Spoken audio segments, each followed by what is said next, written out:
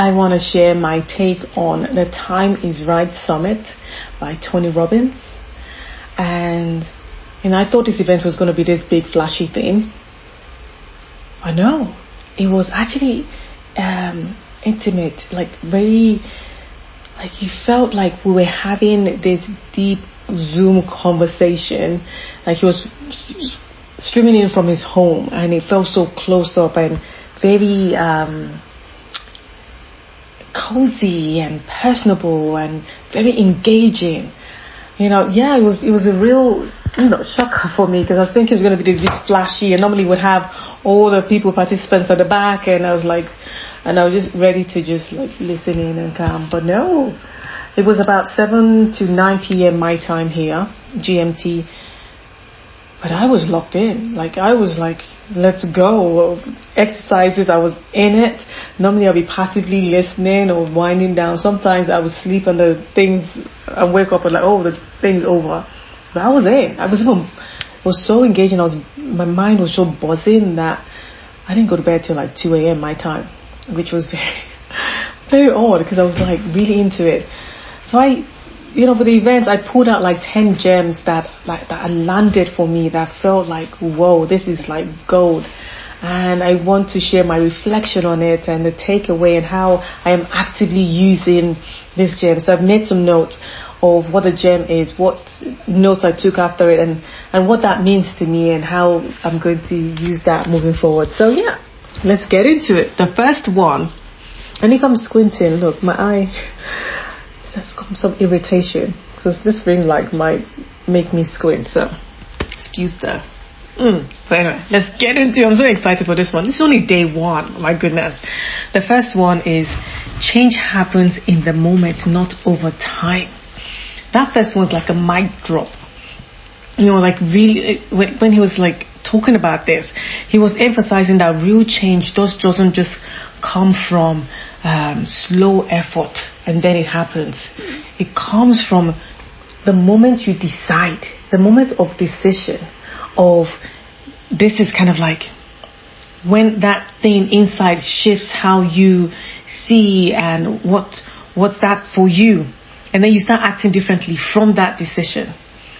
And I've always in the past believed that change is this gradual and earned thing that you can see the change over time. But no. But looking back, what truly has changed in my life is the time when I have just made that radical decision, like, okay, can't do this anymore. This is what it like, and then let's move on. So I totally get that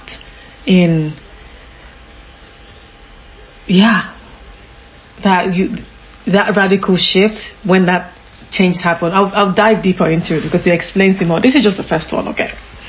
So the gem 2 that I got from day one, just day one, your states control how you think and what you do. Whoa, this is one of the things that I always emphasize and talk about, because he says that your emotional and physical state determines your thoughts, your decisions, and action. If you're, so basically what I put down under the notes of that one is like, we don't struggle because we don't know what to do. We struggle when we're in a low state. Imagine if you're thinking, oh gosh, I can't be bothered. Then how's the body? Like, I can't be bothered. Like, of course, you can't do anything from that energy or that like, oh gosh, I'm no good or whatever that is. But if you're like in that like, let's go, like let's do this stuff, oh yeah, then it's a whole different feeling, because you feel miserable, that then everything will feel impossible. But when you change that state, options starts appearing, things starts happening just right in front, before us. So gem number 3 that I got from this event, oh my goodness, okay, it says people don't change because staying the same feels safer. That was a mic drop moment, and it's so true. It is so true, because people, we're not stuck because of the laziness, but because familiar feels safe even when it's painful. Mystery feels safer, honestly, than uncertainty. Imagine, like you gave an example of someone who is in a relationship that they know is not good for them, but they feel like the devil they know is better than the one they don't know. They rather not. They don't know what being alone is going to be like, so they just be in this pain of what's showing up for them and just bask in this feeling. And it's just a safety. It's like, okay, I might as well just, I know how this works or what this is. If I go and put myself out there, I might not be safe. This feels safer than the unknown. So yeah, so that was very powerful. You know, the uncertainty is something that really pushes people to not want to take that leap or want to do that thing, and they just stay in the comfort of what they know than the possibility because of how uncertain that might look. So that was great, you know, especially the line of they stay in that familiar safety even when it's painful.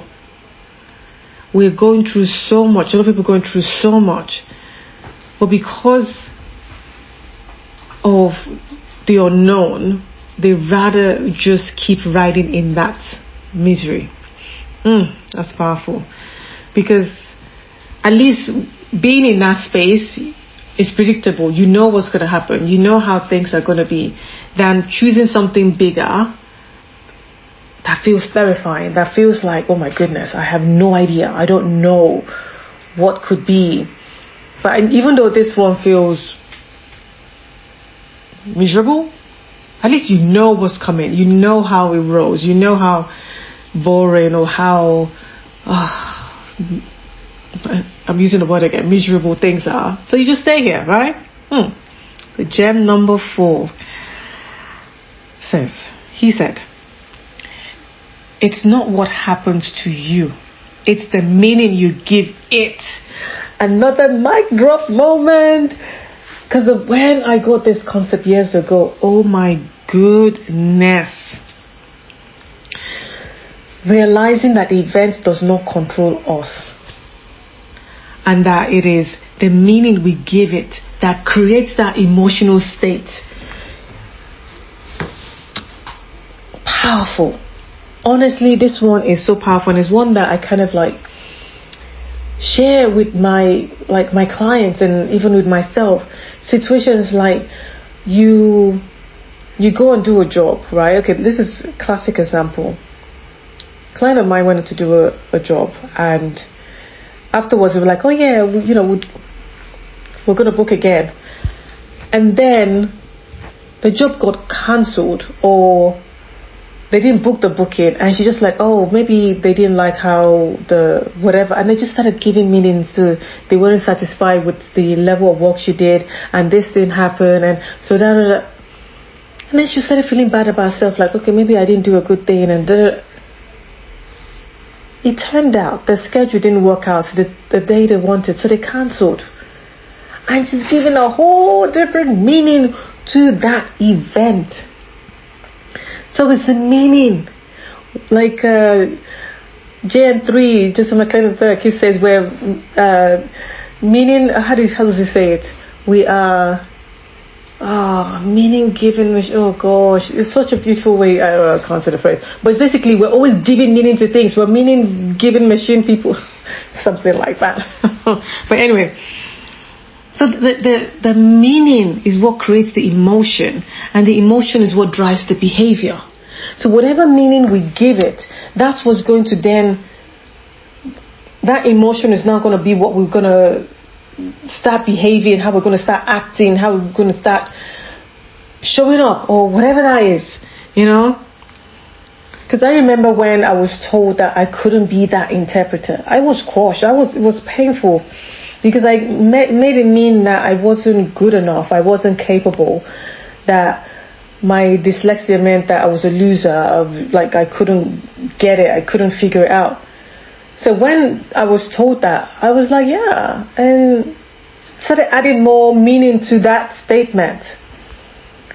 than like, oh no, that's your opinion. No. So like, oh yeah, okay, that's why this happened. That's why that happened. Da, da, da, da. And then what does the brain go? Start looking for evidence and then showing it up and like, yeah, you see, this is why then, right? And that's another reason and that's another one. And here we go. Yeah. So that happened. So yeah. Gem number 5 that I got from this event, day 1. He said, find a moment where everything shifted. Oh, excuse me, yeah. Find a moment where everything shifted. So this is where we did this breakthrough exercise. He got us to think of a moment where we had, something, we're going through something miserable or I think miserable is going to be the word of this video. We're going through some tough time or whatever situation one was going through, like whatever that is. And then think of an event or something that happened that then shifted, that changed the course of that thing, that made you start acting differently, that made you to start doing things differently, that made you to do whatever. And it was such a beautiful exercise. I've done this exercise before and I've already shared about this in previous moments when I had that shift for me. For me, it took me back when the exercise took me to the moment where I was in class, where I was still doing my training to become a sign language interpreter, and we were doing the practice, and I had to see myself in my head visually signing, whereas my other colleagues were there doing the thing. It was so easy. And then a dev tutor came down and was like, okay, why aren't you practicing? I'm like, I'm practicing. And then when I told her that, oh, this is how what I just shared, and she was like, huh? I said, oh yeah, I'm dyslexic. This is how you're dyslexic? What are you doing here? You can't be an interpreter. So having been told that, I started, it became a miserable season in my life, and I thought, okay, if I can't do this now, I might as well just, I've already paid for this program, let me just finish it up in a hobby. And the misery was going on and affecting everyone. Even my husband was like, look, it's okay, permission to quit, you don't have to stay. If you need a permission, go quit, we'll support you, it's fine. We can't live like this anymore because it's having a knock-on effect on the rest of us. And that misery and everything was just carrying on. And then at that season, so this is my moment, Michael Jackson was having his tour here in London at the time. It was his last one, just before his untimely death that happened. He was having an interview with one of our major newslet places, and he was sharing about the event. Said, this is it. The tour was called This Is It. And he was sharing this is the last one. I just want to And everything else he said was like a blur to me. All I heard was, this is it. And in that moment, because I was feeling so bad and I just said, this is it. This is it for me. This is it for me. I'm going to be that interpreter. What? I'm going to be it. So that was my shift, was in that moment of I'm going to be that interpreter. This is it too. Get to do this. So yeah, that's when I decided that this is my take. So yeah, that took me back to that event that happened. So now, gem number 6 that I got from the event. And this is one I always share, that when I clock this and I share with my clients and everything, is gold, because people think differently. Decision comes before confidence. A lot of people think that you have to be confident before you can go and do the thing. No. You have to decide on whatever it is that you want. Confidence is not something that comes before. Confidence is what follows the commitment. Once you make that decision and you start doing the thing, the confidence starts showing up. When I decided I was going to be showing up here every single day for the next year, the fear of like, do I even make sense? Like, how am I going to, like, what, how, and how robotic? And now it's like we're just having a conversation. Now it just feels so, I feel comfortable just chatting with you now and having this free flow, than if I was like, okay, let me go and build up my confidence and then I'll start this YouTube thing. I don't think we'll be here right now, because it would just, it wouldn't have happened. Okay. And that's the thing. Like, a lot of my people are just waiting to be ready, and that's the thing that's keeping them stuck. Oh yeah, I just need to do that one more skill, that one more training, that this and that, and then and when I'm then confident, and I'll be able to go and put myself out there for this role and put myself out for this and no, baby, go in there, fail forward. We're not. There's no failure. We're learning or we're winning. And I loved it when he shared this, that decision comes before the confidence. And it's not a case of feeling confident and decide. No, it simply is done by living it that way. As we're doing the thing, that's how it comes. So that one is just kind of like, he says it too, kind of like feeling like, let's go. Love me that one. So the next gem, we're in 7 now. 777. Once you decide, you must now find proof. And this is gold, especially for our nervous system, especially for the reassurance for our brain to kind of like, here. Because our brain, we need to give it that safety. If not, it would get us to like do the opposite. So he was saying that after you've made a decision, you must seek evidence that someone like you have done this. So when, and it was just like so beautiful, especially when I decided I was going to be that interpreter. Then I had a thought, okay, if I'm going to be that interpreter, I'm sure there are other interpreters who are also dyslexic out there. I can't be the only one or the first one. And then the moment I saw her, oh my goodness, she was up in the stage, she was poised, centered, she was signing away, and she was doing her thing. When she told me, I'm dyslexic too, I was like, what? You are? And you're like you're this, I'm having goosebumps thinking about it now. It's like, so I saw proof that it is possible. I saw proof that someone else is, and then I saw another person and another, and I thought, I can do this too. I just need to go do the work now, go do the learning and do work on my mindset, work on my psychology, how I saw myself, how I saw other people, how I saw the world. Did that work now, because now I've seen the proof. So when he said that, I was like, Tony, I got that. It was exciting. Because the brain needs proof, he says. And I agree. It needs proof, not motivation. It needs proof that it is possible. And that's why I say to my people that when you see someone that is doing the thing that you want to do, celebrate them. Good for you. Say for me. Now it's possible. Now I see it's possible. That means I can do this too. I am able to do this thing as well. So being able to like, you're doing what? Baby, that means now they can do this too now. Like, okay.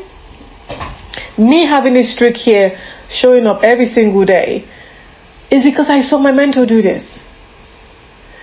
She's here wrapping it up. I think she's now 165, almost over 6 months, doing every single day on here.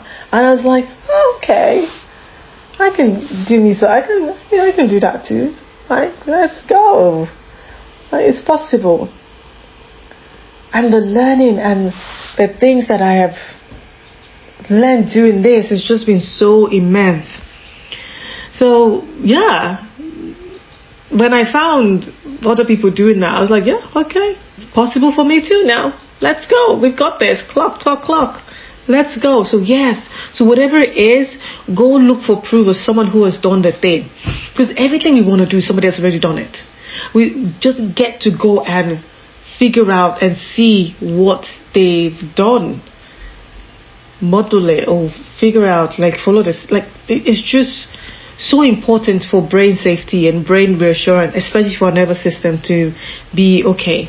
We've got this. We can do this. Let's move on and stuff like that. So yeah.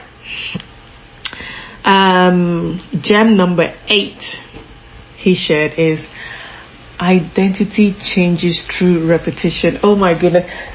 He felt like he was speaking my language. Like, this is what oh gosh, yeah. 100%. It's not a one and done. Because identity is shaped through repeated action, not one big moment. You know, like, so I remember, like, some friend shared about how she wanted to, like, lose some belly fat or whatever, and she's like, okay, she went and did like 1,000 crunches. She wasn't a teenager at the time. Who does that over a weekend or whatever, or however how long? She had to go in the hospital because of the pain she was experiencing. When if she had done that over a couple of weeks, she would have gotten that and not sickness. You know, so it's not a one and done. You don't get the pack by just doing it one time. You need that repetition, day in, day out. That's why this work, I'm squinting now, it's irritating. It's not a one and done. It's a lifestyle. It's a way. It's a daily thing. You know, that we have to keep at. Because what happens is, the decision is what opens the door, right? Repetition is what changes who we are. So when when I had that radical shift, I'm going to be that interpreter. It was doing the work, the mindset work, the psychology work, the daily rep on that. Did I become that interpreter? By doing that, changing the beliefs and using that emotion, physical, all those things. It wasn't a one-time thing. It was an every single day. Because, you know, like, research shows, like, what it takes about 66 days for, like, a habit to form, and up to 365 for, like, a whole new, like, the identity to be locked in. So it varies for different people. It varies for all of us. So we can't just say, okay, like, having a baby, oh yeah, in 9 months' time, yeah, you're popping out, you have it. It doesn't work like that. It just, we need to give it the rep it needs. We need to do the mindset work, do the showing up, stay in, lock in, even when it feels uncomfortable. Do that thing, and that's how I became that interpreter. You know, doing that. It was open down right up to the gate of it. Doing that my bit. So yeah, gem 9, number 9, what I got from just day one is pain is often a signal, not a stop sign. When he said that, it just reminded me of this phrase, we're 3 feet from gold. You know, like this image of, what's his name? I think it was Eka that was sharing this thing where, or somebody, like this, like a picture of someone just digging and digging and digging, and you can just see the gold there, but it's just like, oh gosh, it's just too hard work, and they gave him, and they're literally at the doorstep of getting that which they want, and it was all done. So pain, when we're in this pain state, it doesn't mean or signal that we need to stop. Sometimes it just means that we need to change course, so we just need to, and it can be a way of guiding us to the part that we need to get on. Because if I wasn't miserable, if I didn't feel like done or whatever, I don't think I would be an interpreter right now or whatever. I think I would have just given up. But because of how I was feeling, and because of how I was really, the unworthiness I was feeling, and like how incapable I was, and how I was just like, yeah, I was really low. It was such a low season that if I wasn't in that painful state, I don't think that anything would have. I'm getting a message on my laptop. Let's sort this in. Oh gosh, what? It's not coming off. Oh, it's gone. Please. Okay. Hopefully you see me. Something came up my screen. So yeah. Sometimes the pain is what helps with the redirection. Oh my gosh, of life. Do you wanna? No. Oh gosh. Okay, we're back. Well, this is real time. Okay, we're using Zoom, and I had a update. I was like, oh no, we're not doing updates now, please. We're almost done. We're 9, almost there. Okay. So yeah, who knows what the redirection of my life would have happened in this sense. So here we go. Number 10 from day one. Okay. Look, if you're enjoying this, come. I'll do 2 and 3, and like if my take on those as well. So yeah, don't forget to subscribe and click on the notification button so you know when it pops and when I do it. And yeah, let's do this. So yeah, number 10 of what he said is, you are one decision away from a different life. Let that land. You're one decision. One decision, honestly. Because everything changes when we decide who we are now, not waiting to when we are. When we decide that this is who we are, who we are being, and start acting from this place.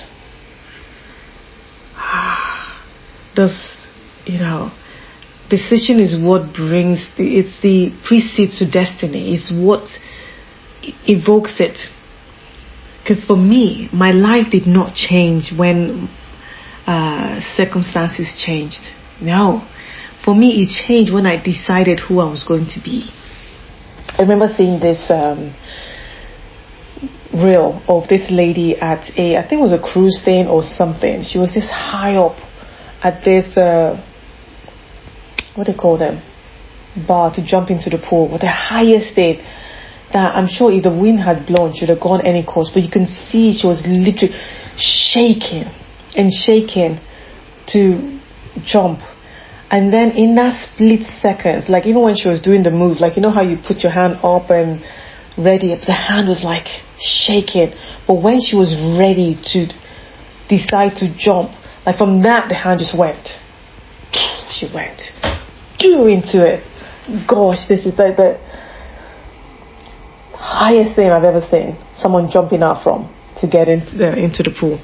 And that's the thing, is who we be, like who she had to invoke into to make that decision to now jump. It was so the whole idea of like when people hear about all this like the movement that one needs to do, or like just shifting our state, and people are like, oh yeah, you're always like, it's so hypey dancing. It's like I'm invoking the emotion that I'm needing to show up. Like the dance is the movement when I'm like trying to embody a new belief, a new thing.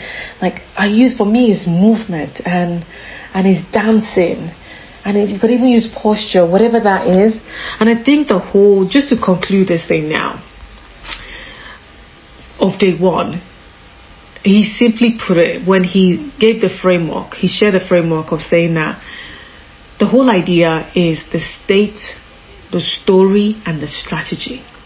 When we get that state right, when we get that, the state we're in, remember the state is the emotional and the physical emotion that we're feeling at that time. Yeah? From the state, we can create the story. The story of like, here, let's go this. And one of the fun things, the exercises that I love, that I was so into, we had to go into these different personas of ourselves. The warrior pose, my mind was like, yeah, let's go, like come on now. And then the sovereign, like leading, and the lady of leisure, and then the lover, and the the magician for me. Like we had to like find different parts of our body to place this thing in. And then we got to a point where we had to have conversations between the magician and the lover and the sovereigns with the warrior, and how, reminding myself with all those things and doing all those things it was beautiful. And when we have that story, the story then takes us to the strategy. What are the things that we're doing every single day? How do we show up? What are those things? Because people go straight to the strategy. Okay, I need to change this. I need to improve. I need to learn this one more thing. I need to do this. I need to do that. So it's knowing that that's not it. Trying to figure out what strategy, or trying to get a different strategy, or no. What we in that? What we being? How we showing up? Because when we're trying to change strategy, a lot of people try to change strategy first. And for me, I have to remind myself, if you don't change your state, if you don't change how you're thinking, how you feel, like if you don't change that, then the story won't change. And then when we don't have that good enough story, then whatever strategy we're using is not going to click, it's not going to work, it won't stick. We'll find a way to procrastinate, hesitate, whatever that is, and nothing is happening. Nothing would happen. So for me, my life only changed when the state shifted. When I decided no, and created a whole new story for myself. That this is it. We ain't doing this no more. And with that, finally doing the work worked for me. So yeah, it was such a beautiful reminder, and it is a time to rise to own the power of controlling and choosing the states we want to be in, making the decision, and knowing what meaning we're giving whatever it is that we're in and we're doing, so that it's not, and it doesn't have that knock-on effect on how we show up and what the things we're doing. Because we are, this is it. This is the one life we have, and we get to make it the best of as we progress. This is day 1. Catch you up on day 2. Nene here. We do this every single day. Remember that your voice matters, and it's your time to use it. Bye for now.